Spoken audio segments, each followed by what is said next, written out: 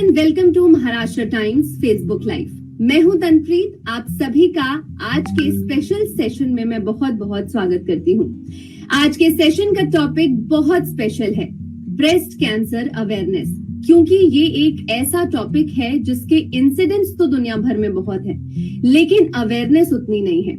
तो इसी एजेंडा को लेकर हम आज आगे बढ़ेंगे, जानेंगे क्या है ब्रेस्ट कैंसर और उससे जुड़ी कुछ और जरूरी बातें भी। और इसी पर चर्चा करने के लिए आज हमारे साथ जुड़े हैं 3 बेहद खास मेहमान। तो सबसे पहले मैं वेलकम करना चाहूंगी डॉक्टर ऋतु दवे का, जो DNB ECMO and consultant cancer physician है MOC पुणे। डॉक्टर ऋतु, आपका बहुत स्वागत है हमारे इस खास वेबिनार में।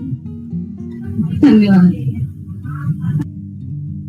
साथ ही मैं स्वागत करना चाहूंगी डॉक्टर सोनल धांडे का, जो DNB ECMO and consultant cancer physician MOC Nashik से हैं। मैम, आपका भी बहुत स्वागत है। Thank you so much. And lastly हमारे साथ जुड़ी हैं डॉक्टर सीमा जग्यासी, DNB consultant cancer physician Kemps corner Mumbai से।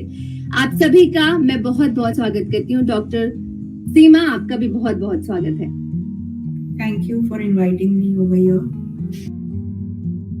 सो डॉक्टर्स का तो हमने वेलकम किया ही, and thank you for joining us today. तो बिना देरी के हम शुरू करेंगे हमारे सवालों का सिलसिला, और सबसे पहला सवाल है मेरा डॉक्टर सोनल से। डॉक्टर सोनल, शुरुआत करते हैं ये समझने की कि ब्रेस्ट कैंसर क्या है, ये क्यों होता है, कैसे होता है, बड़े ही आसान शब्दों में। जी, जैसे हम लोग बात कर रहे हैं कि अक्टूबर हम लोग मनाते हैं ब्रेस्ट कैंसर अवेयरनेस मंथ के तरीके से। तो सबसे पहले इम्पोर्टेंट होता है कि ब्रेस्ट कैंसर या कैंसर क्या होता है। तो ब्रेस्ट यानी अपने स्तन में काफी सारे पेशीज होते हैं, जो कोई भी पेशी जब भी अपनी शरीर की जो नॉर्मल अपनी सिस्टम होती है, जिसको बिना माने अपने आप बढ़ना शुरू हो जाती है, जिसको हम लोग बोलते हैं अनकंट्रोल्ड ग्रोथ, वो अब एक ब्रेस्ट कैंसर में परिवर्तित हो जाती है। तो उसके काफी प्रकार होते हैं जो हम लोग जानेंगे, जैसे कि हम लोग महिलाओं के लिए स्तन एक बहुत ही महत्वपूर्ण अवयव होता है। उस हिसाब से हम लोग सोचते हैं कि कैंसर के बारे में डरना नहीं चाहिए। उसी के लिए हम आज ये काफी सारी जानकारी शेयर करेंगे, जिससे अपने को पता चलेगा कि ब्रेस्ट कैंसर इन डिटेल में क्या होता है। जी, तो अगर बहुत सिंपल शब्दों में मैं ये जानना चाहूँ अगर कि ब्रेस्ट कैंसर कैसे होता है, जैसे आपने बताया, तो एक्चुअल में ब्रेस्ट में ऐसा क्या होता है, इन लम्प्स में क्या फॉर्म होता है जिसकी वजह से ये कैंसरस हो जाता है? जैसा मैंने बोला कि अनियंत्रित वाढ होती है अपने पेशियों की, जो बढ़ने लगते हैं, अनकंट्रोल्ड ग्रोथ होते हैं। उसके कई कारण होते हैं। जैसे हम जैसे सोचेंगे, वो कारण 2 तरीके के होते हैं।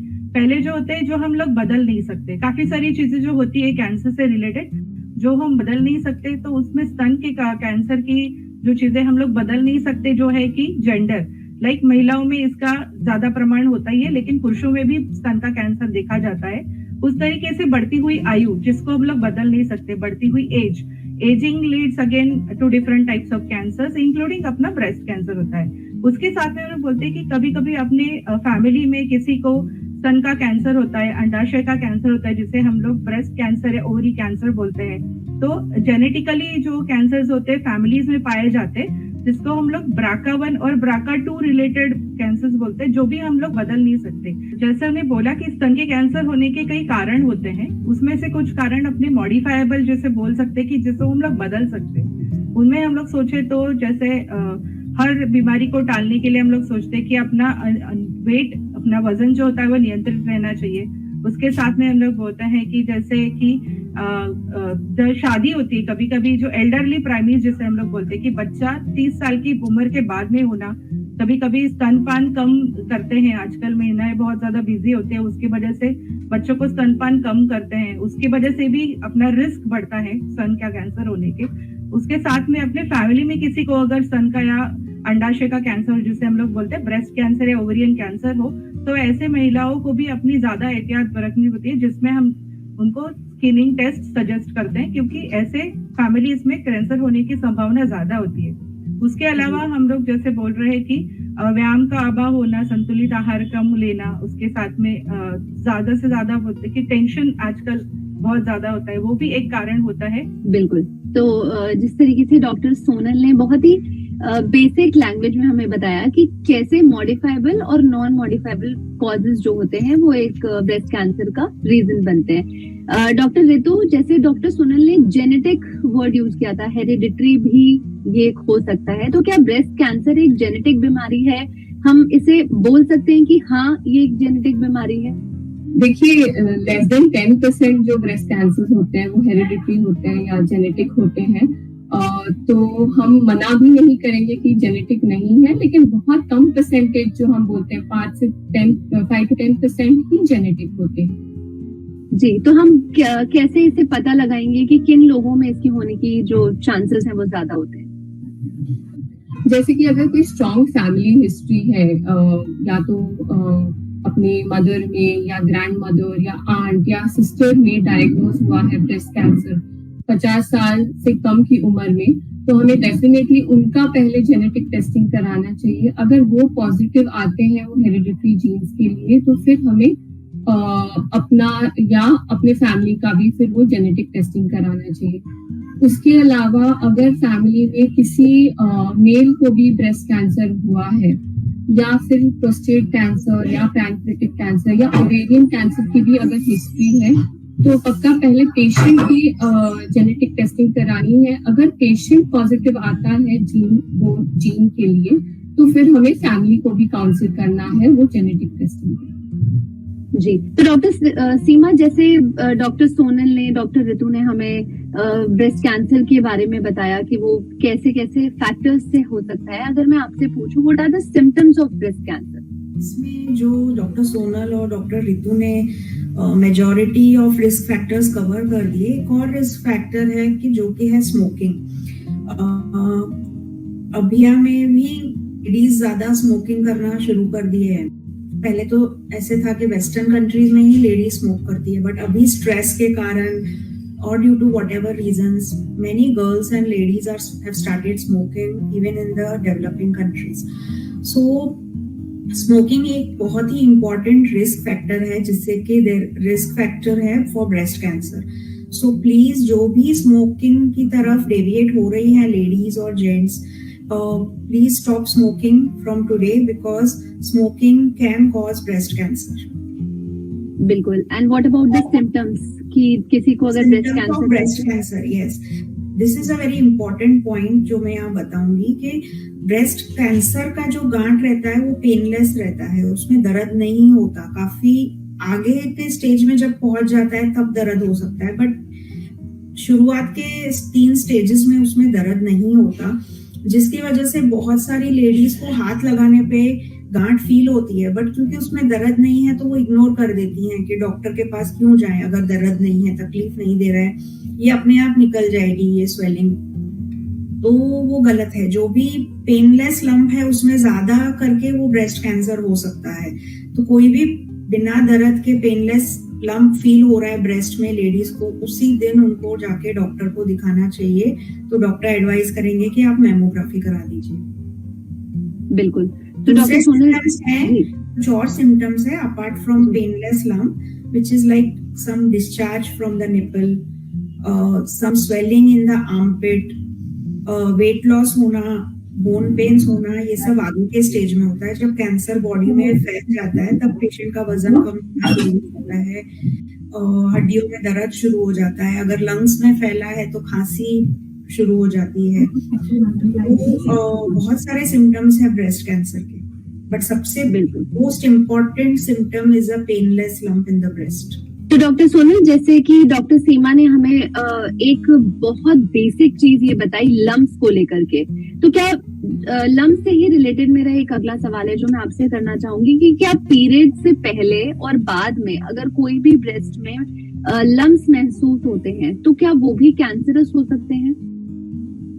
जी, एकदम इम्पोर्टेंट सवाल आपने पूछ लिया है, क्योंकि जैसे हम जितना ज्यादा अवेयरनेस क्रिएट करते हैं और जैसे हम लोग बताते हैं कि ब्रेस्ट में पेनलेस लम्प को ज्यादा इम्पोर्टेंस देना होता है, लेकिन जब भी हम लोग बताते हैं कि कब देखना है तो वो टाइम पीरियड भी बहुत इम्पोर्टेंट होता है। यूजुअली ऑल फीमेल्स में क्या होता है कि अपने पीरियड जो होते हैं वो एक हार्मोनल साइकिल की वजह से होते हैं। तो पीरियड्स के पहले मतलब ब्लीडिंग होने से पहले अपना ब्रेस्ट थोड़ा सा टेंडर होता है काफी। अगर आप देखें, अगर रेगुलरली महिला अपने स्तनों की जांच करती है तो उनको पता चलेगा कि उसमें थोड़ी सी सूजन भी दिखाई देती है और कभी कभी लम्प फॉर्म हो जाते हैं जो पीरियड के बाद में अपने आप छोटे हो जाते हैं या नॉर्मल हो जाते हैं। तो कई बार जो हार्मोनल इन्फ्लुएंस की वजह से जो ब्रेस्ट के टिश्यूज होते हैं जो स्वोलन हो जाते हैं और वो अपने पीरियड्स के बाद हालांकि वो नॉर्मल हो जाते हैं, तो ये नॉर्मल तरीके से नॉर्मल फिनोमिनन होते हैं।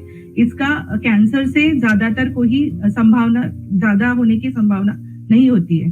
तो ये ज्यादातर होता है अपना जो रूटीन हार्मोनल साइकिल होता है उसके वजह से होता है। जैसे मैंने बताया कि हार्मोनल इन्फ्लुएंस की वजह से जो स्वेलिंग होती है, जब भी हम लोग बताते हैं कि रेगुलरली सेल्फ ब्रेस्ट एग्जामिनेशन करना होता है तो यूजुअली एडवोकेट किया जाता है कि जो मेंस्ट्रुएटिंग फीमेल्स होती है जिनका मासिक धर्म रेगुलरली आता है उन्हें हम लोग ब्लीडिंग स्टॉप होने के बाद में ही अपने ब्रेस्ट की जांच करने की सलाह देते हैं, जिससे उसमें सूजन कम हो, दर्द कम हो और अच्छी तरह से जो एबनॉर्मल गांठें हैं वो अपने हाथ को लग पाए। बिल्कुल। तो जिन्हें अगर ये लगता है कि अगर मुझे पीरियड के पहले या बाद में गांठ लग रही है और वो कैंसरस हो सकती है, तो ये बहुत ही अच्छी तरीके से आपने क्लियर किया। तो जिस तरीके से डॉक्टर सोनल ने भी हमें इसके बारे में बताया, एक लम्प की कैंसरस किस तरीके से वो हो सकते हैं और नहीं हो सकते पीरियड्स को लेकर के, तो डॉक्टर रितु, क्या अर्ली स्टेज में ब्रेस्ट कैंसर का पता लगाना पॉसिबल है? अगर हाँ, इसे पता लगाया जा सकता है तो कैसे? जी जरूर, पता लगाया जा सकता है और इसीलिए हम अवेयरनेस क्रिएट करते हैं। तो एक तो हमें ब्रेस्ट कैंसर के सिम्टम्स क्या होते हैं वो पता होनी चाहिए और एक हमें कम्युनिटी में ब्रेस्ट सेल्फ अवेयरनेस क्रिएट करनी चाहिए कि अगर कोई सिम्टम्स ऐसे नोटिस होते हैं, जैसे कि मैडम ने कहा ब्रेस्ट में गांठ लगना या फिर अंडर आर्म में गांठ लगना या फिर निपल डिस्चार्ज होना या कोई भी प्रकार का हमें शेप या साइज में फर्क लगना, तो हमें तुरंत अपने डॉक्टर से कंसल्ट करना चाहिए। और दूसरी बात, जो 40 to 75 years of age group में जो महिलाएं हैं उनको हम कहते हैं कि हर 2 साल में आप मैमोग्राम कराइए। मैमोग्राम मतलब ब्रेस्ट का एक प्रकार का एक्सरे होता है, तो वो हम एडवाइस करते हैं स्क्रीनिंग के हिसाब से, जिससे हम अर्ली डिटेक्शन हो पाए स्तन कैंसर। बिल्कुल। तो डॉक्टर सीमा, जिस तरीके से सिम्टम्स हमने जान लिए, हमने फैक्टर्स जान लिए, एक बहुत ही बेसिक सवाल कि ब्रेस्ट कैंसर कितनी तरह के होते हैं और इसके लिए क्या ट्रीटमेंट ऑप्शंस अवेलेबल हैं? ब्रेस्ट कैंसर एक ही प्रकार का नहीं है, उसमें भी काफी प्रकार हैं और ग्रॉसली अगर क्लासिफाई करें ओवरऑल जनरली तो 4 टाइप के ब्रेस्ट कैंसर रहते हैं और चारों का इलाज काफी अलग है। चारों का इलाज करने का तरीका अलग है, चारों का इलाज करने का ड्यूरेशन टाइम पीरियड अलग है और चारों के इलाज में इस्तेमाल होने वाली दवाइयां भी अलग है।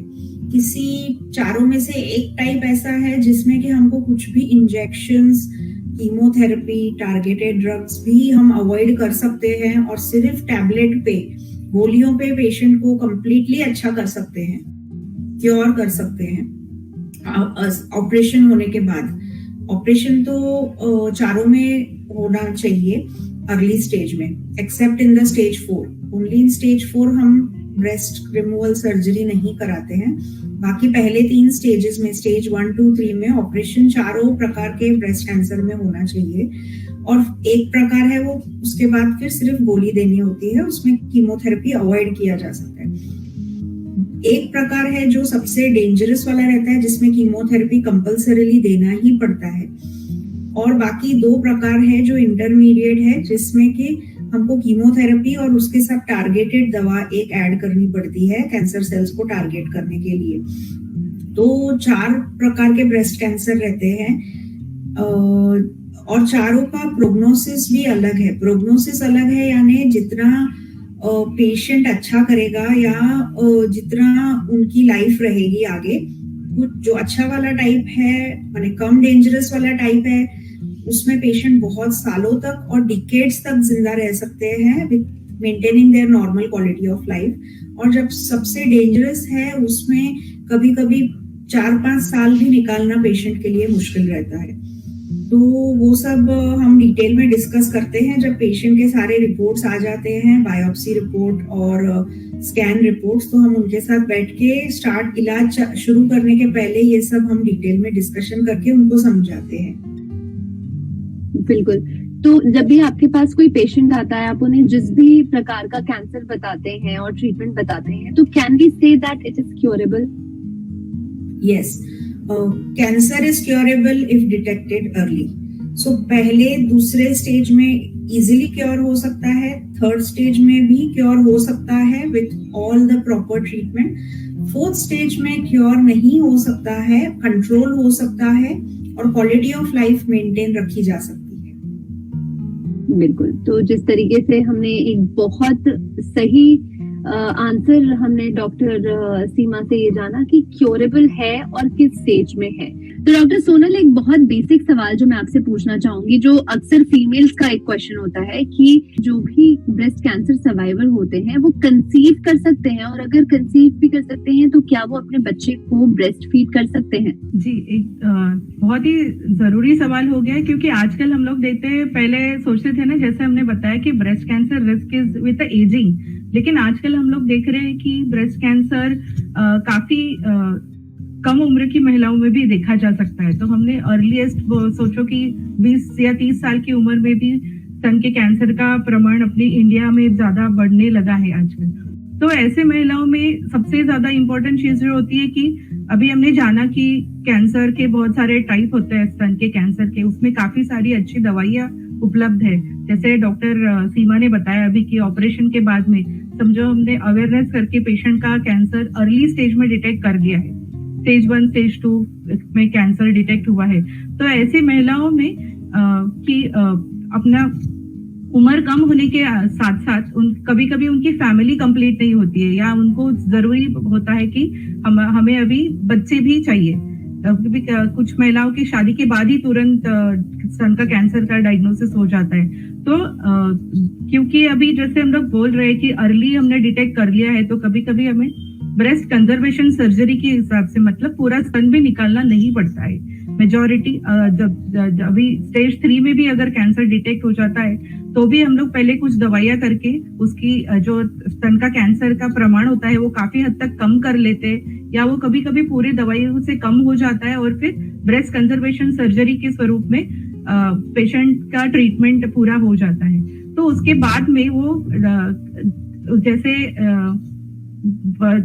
अपने टाइप्स अलग अलग होते हैं ना ब्रेस्ट कैंसर के, उस हिसाब से फिर हम ऐसी जिनकी उम्र कम होती है उनको ये सलाह दे सकते हैं, अगर उन्हें कंसीव करना है तो वो कर सकते हैं। लेकिन कभी कभी पूरे दवाइयां खत्म होने के बाद में हम उनको 2 से 3 साल तक पहले फॉलोअप रखते हैं, अच्छे से उनकी दवाइयां चलती है, जो उनके टाइप के हिसाब से डिपेंड करती है। क्योंकि जैसे हमने बोला कि स्तन का कैंसर अपना एक हार्मोन से रिलेटेड कैंसर है, तो अपना कैंसर अगर कंप्लीटली हार्मोनल डिपेंडेंट है या दूसरे प्रकार का है जो हार्मोन पर डिपेंडेंट नहीं है, उस तरीके से पूरी दवाइयां खत्म होने के बाद 2-3 साल तक अगर अपना कैंसर वापस नहीं आया है तो ऐसी महिलाओं में जरूर वो कंसीव कर सकती है। और ऐसी महिलाएं कंसीव करके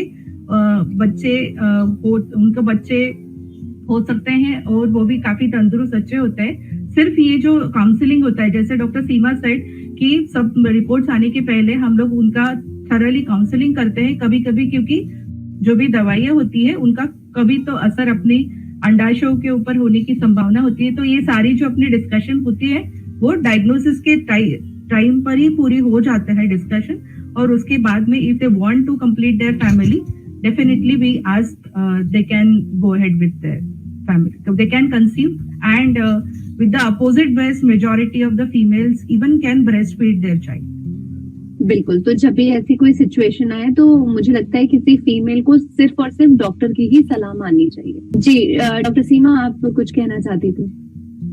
कभी कभी क्या होता है, कुछ लेडीज की प्रेग्नेंट है या डिलीवरी हो चुकी है तो उनके ब्रेस्ट में चेंजेस आते हैं जो कि नॉर्मल प्रेगनेंसी और डिलीवरी के दौरान होते हैं, और उसमें गांठ फील होता है उनको। तो वो जब डॉक्टर को दिखाती हैं और डॉक्टर को एग्जामिन करने पे जब लगता है कि ये तो नॉर्मल प्रेगनेंसी रिलेटेड चेंज नहीं है, इसमें कुछ एबनॉर्मल लग रहा है तो कैंसर की जांच करवाते हैं। तो उसमें अगर कैंसर डिटेक्ट हुआ, जब कोई लेडी प्रेग्नेंट है या डिलीवरी हो चुकी है, पहले तो कई लोग मिस कर देते हैं कि ये दूध की गांठ है, बट कभी भी ऐसा डाउटफुल दूध की गांठ लगे तो तुरंत गायनेकोलॉजिस्ट या डॉक्टर को दिखाना चाहिए कि उनको समझ आएगा कि नॉर्मल दूध की गांठ है या ये एबनॉर्मल है कुछ। फिर अगर उसमें कैंसर डिटेक्ट हुआ तो उसका भी इलाज किया जा सकता है।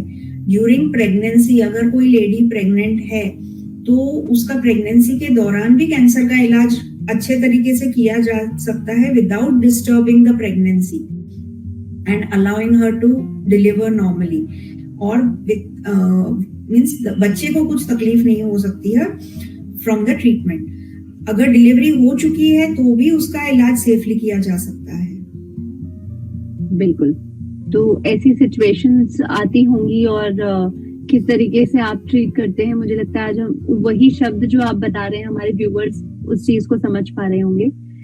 डॉक्टर रितु, कई नोशंस हैं जो हमारे सामने आते हैं ब्रेस्ट कैंसर को लेकर। जैसे लोग बोलते हैं कि महिलाएं जो देर से शादी करती हैं या देर से प्रेगनेंसी का चांस लेती हैं या फिर अपने बच्चे को ठीक से ब्रेस्ट फीड नहीं कराती, उनमें ब्रेस्ट कैंसर होने का खतरा जो होता है वो अधिक होता है। तो क्या ये सही है या एक मिथ के तौर पर लिया जाता है इसको? डेफिनेटली ये मिथ नहीं है, ये सच्चाई है। ये रिस्क फैक्टर्स हैं। जो कुछ ब्रेस्ट कैंसर्स फीमेल हार्मोन यानी कि ईस्ट्रोजन ड्रिवन होते हैं, उनका रिस्क डेफिनेटली इससे बढ़ता है।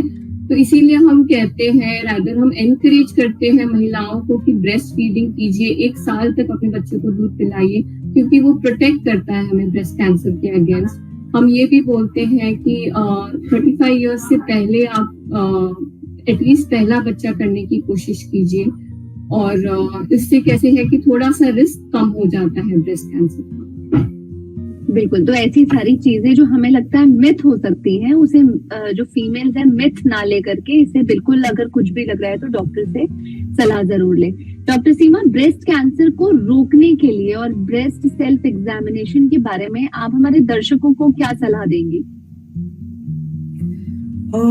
ब्रेस्ट कैंसर को रोका तो नहीं जा सकता है, but it can be detected early. उसको बहुत ही जल्द स्टेज में डिटेक्ट किया जा सकता है, इसके पहले कि वो सिम्टम्स भी दे पेशेंट को या वो इतना बड़ा हो कि वो फील हो सके हाथ से, उसके पहले भी वो डिटेक्ट किया जा सकता है। जैसे पहले डॉक्टर रितु ने बताया कि 40 साल की उम्र के बाद रेगुलर मैमोग्राफी करानी चाहिए, तो उसमें ऐसे भी लम्प डिटेक्ट हो सकते हैं जो हाथ को फील नहीं होते हैं, जो पैल्पेबल नहीं होते हैं हाथ से, बट एक्सरे करेंगे ब्रेस्ट का मैमोग्राफी तो उसमें दिख जाते हैं विदाउट एनी सिम्टम्स, और उनका इलाज बहुत ही इजीली, मिनिमल ऑपरेशन जिसमें ज्यादा बड़ा ऑपरेशन भी नहीं होता, बहुत इजीली इलाज हो सकता है, और पेशेंट अपनी नॉर्मल लाइफ जैसे उसकी लाइफ होती विदाउट कैंसर, वो पूरी लाइफ वैसे जी सकते हैं। बिल्कुल। जितना जल्दी डिटेक्ट हो वो अच्छा होता है। बिल्कुल। तो ये है, ऐसा आप इस तरीके से ब्रेस्ट सेल्फ एग्जामिनेशन करना जरूरी है। ये हमारे दर्शकों को स्क्रीनिंग मैमोग्राफी बोलते हैं इसको। और ब्रेस्ट सेल्फ एग्जामिनेशन में भी जैसे बहुत सारे स्क्रीनिंग कैंप्स लगते हैं, उसमें लेडीज को सिखाया जाता है कि ब्रेस्ट को कैसे एग्जामिन करना है, उसकी टेक्निक बताई जाती है। बट ऐसे भी जो लोग पार्टिसिपेट नहीं कर सकते स्क्रीनिंग प्रोग्राम्स में, वो अपने ब्रेस्ट को रेगुलरली चेक कर सकते हैं, और कुछ भी हर किसी का ब्रेस्ट कंसिस्टेंसी थोड़ा अलग होता है हर फीमेल का, तो उनको पता रहती है कि उनकी नॉर्मली ब्रेस्ट कैसे फील होती है। उसमें कुछ चेंज लगा, कुछ लंप लगा, कुछ स्वेलिंग लगा, तो इरेगुलरिटी लगी, तो वो डॉक्टर के पास जाके चेकअप करा सकती हैं। और मेरा इसमें ये पूरे टॉक में यही टेक होम मैसेज है लेडीज के लिए कि कुछ भी एबनॉर्मेलिटी लगे ब्रेस्ट में तो आप तुरंत जाके डॉक्टर को दिखाइए, उसमें शर्माना नहीं है, डरना नहीं है। और क्योंकि और अगर कैंसर डॉक्टर के पास एक्सेस नहीं है किसी जगह पे, तो भी कोई डॉक्टर को, फिजिशियन को, गायनेकोलॉजिस्ट को और या फैमिली फिजिशियन को, फैमिली डॉक्टर को भी दिखा के आगे बढ़ा जा सकता है जांचों के लिए, इन्वेस्टिगेशन के लिए। और कुछ लेडीज घबराती हैं कि मेल डॉक्टर को कैसे दिखाएं, शर्माती हैं, तो कहीं ना कहीं फीमेल डॉक्टर मिल जाएगी। तो अगर ऐसे किसी को हिचकिचाहट हो रही है, then they should go to a female doctor and get themselves examined. बिल्कुल। तो मैं तीनों डॉक्टर से एक आखिरी सवाल तीनों डॉक्टर से एक एक करके जानना चाहूंगी कि ब्रेस्ट कैंसर को प्रिवेंट करने की आप क्या टिप्स देते हैं। डॉक्टर ऋतु, सबसे पहले मैं आपसे जानना चाहूंगी। जी, तो जैसे कि आजकल हम कहते हैं कि एक लाइफस्टाइल हमें अच्छे से मेंटेन करनी चाहिए। तो एक है कि हमें एक्सरसाइज रेगुलरली करना चाहिए ताकि हम अपना बॉडी वेट नॉर्मल रेंज में मेंटेन कर पाए। और दूसरी बात ये है कि कुछ जो हार्मोन रिलेटेड रिस्क फैक्टर्स हैं, जैसे कि हमने पहले भी कहा है कि अगर लेट शादियां होती हैं, लेट बच्चे होते हैं तो रिस्क बढ़ता है। ब्रेस्ट फीडिंग नहीं करते हैं महिलाएं तो भी रिस्क बढ़ता है। तो जो भी हम अपने एंड पे कर पाए, जैसे कि ब्रेस्ट फीडिंग एनकरेज करना है और जो लाइफस्टाइल हम अच्छे से बैलेंस लाइफस्टाइल मेंटेन कर पाए, डाइट मेंटेन कर पाए, वो करना है। और एक बात ये है कि एक ब्रेस्ट सेल्फ अवेयरनेस आप लाइए अपने जीवन में कि कुछ भी अगर आपको एबनॉर्मल लगे तो तुरंत आप अपने डॉक्टर से सलाह लीजिए। बिल्कुल। डॉक्टर सीमा, आप क्या टिप्स देना चाहेंगी? They should not indulge in the habits like smoking or such harmful practices. Number one. Other thing, again, people should follow what used to be followed in olden days, that get married early rather than getting married at later stage and conceiving and breastfeeding at later ages. So थोड़ा शादी का और बच्चा करने का और breast feeding करने का जितना जल्दी स्टार्ट करेंगे उतना फीमेल के बॉडी के लिए अच्छा रहता है और रिस्क कम होती है। And breast feeding the baby for more than 6 months, minimum 6 months तो करना ही है ब्रेस्ट फीडिंग, उससे कम नहीं करना है। एंड उससे ज्यादा जितना किया उतना अच्छा है। बिल्कुल। डॉक्टर सोनल, लास्ट आपसे भी मैं टिप्स जानना चाहूंगी कि हमारे व्यूवर्स को आप ब्रेस्ट कैंसर से प्रिवेंशन के लिए क्या टिप्स देंगे? Absolutely, lifestyle modification is a must, as Dr. Ritu and Dr. Seema said.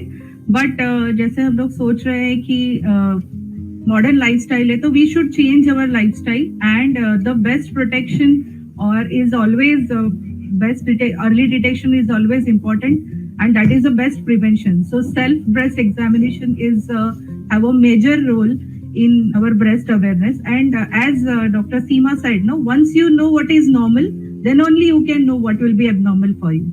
So that is most important, that we advocate all females like monthly चीजें जो हमें खुद करनी है, किसी के पास जाना भी नहीं है, तो they should get used to do the breast self examination. Could be a best protection for them. बिल्कुल। तो आज के इस खास मौके पर हमने तीनों डॉक्टर से जाना कि ब्रेस्ट कैंसर क्या है और इससे रिलेटेड जानकारी होना कितना जरूरी है। मैं हमारे साथ जुड़े तीनों डॉक्टर्स का बहुत बहुत धन्यवाद करना चाहूंगी। Thank you so much doctors हमारे साथ जुड़ने के लिए। Thank you so much. साथ ही मैं उम्मीद करती हूँ कि हमारे यूजर्स को भी इस सेशन से काफी फायदा हुआ होगा। तो हम फिर से मिलेंगे एक नए सेशन के साथ। तब तक के लिए आप सभी का बहुत बहुत धन्यवाद।